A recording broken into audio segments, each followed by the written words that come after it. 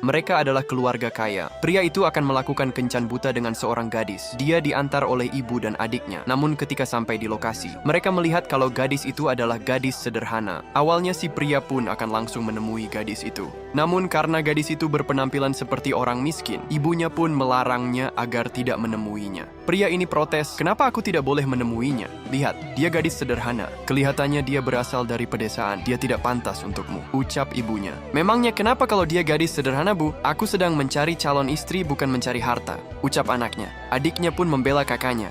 "Iya, Bu, kakak kan kesini ingin mencari calon istri, bukan mencari harta." Si pria pun terus meyakinkan ibunya kalau dia akan menemuinya. "Jangan hanya dia orang sederhana, tapi kita tidak menghargai kedatangannya. Lagian tujuan kita dari awal bukannya ingin mencari calon istri untukku." Ternyata ibu takut kalau gadis itu nantinya hanya akan memanfaatkannya untuk menguras hartanya. Akhirnya adiknya mempunyai ide agar kakaknya merubah penampilan dan menyamar menjadi pria miskin untuk mengetes apakah gadis itu seperti yang ibunya pikirkan. Sang ibu pun setuju, dan anaknya mulai merubah penampilannya dengan berpakaian sangat sederhana. Ia pun segera pergi menemui gadis itu. Adik memberinya semangat kepada kakaknya. Sementara gadis itu sudah akan pergi karena menunggunya terlalu lama. Tapi pria itu segera memanggilnya. "Apakah kamu memanggilku? Kamu gadis yang bernama Xiaomi, bukan? Yang tadi janjian untuk bertemu di aplikasi cari jodoh?" tanya si pria.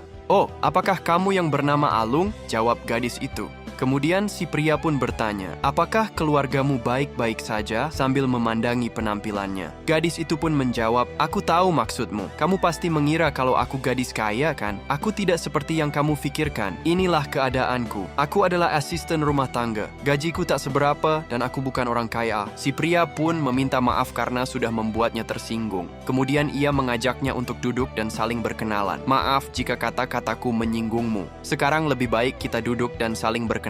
Si gadis pun sangat senang karena pria itu tidak meninggalkannya meskipun tahu kalau dia gadis miskin. Begitu juga si pria. Dia sangat senang karena gadis itu tidak bertanya tentang statusnya meskipun dia berpenampilan sangat sederhana. Mereka pun saling memperkenalkan diri. Si pria pun nampak nyaman dengan gadis itu karena dia gadis yang asik, penuh humoris, dan berbicara sangat polos. Setelah cukup lama mengobrol, mereka pun bersepakat untuk menjalin hubungan yang lebih dekat. Kemudian si pria pun mengajaknya makan bersama. Dan kebetulan gadis itu tahu tempat makan yang enak di sekitar sini. Meskipun sederhana tapi sangat enak. Si gadis pun mengajaknya berangkat menggunakan sepedanya. Tapi si pria meminta gadis itu melupakan sepedanya dan mengajaknya naik mobilnya. Belum juga pria ini memberitahu kalau sebenarnya dia orang kaya. Tiba-tiba seorang pria datang. Dia adalah asisten gadis itu. Dan sungguh tak disangka, ternyata sebenarnya gadis ini adalah bos perusahaan. Dia justru lebih kaya dari pria itu. Ternyata ia juga sedang mencari calon suami yang tulus mencintainya bukan hanya karena harta.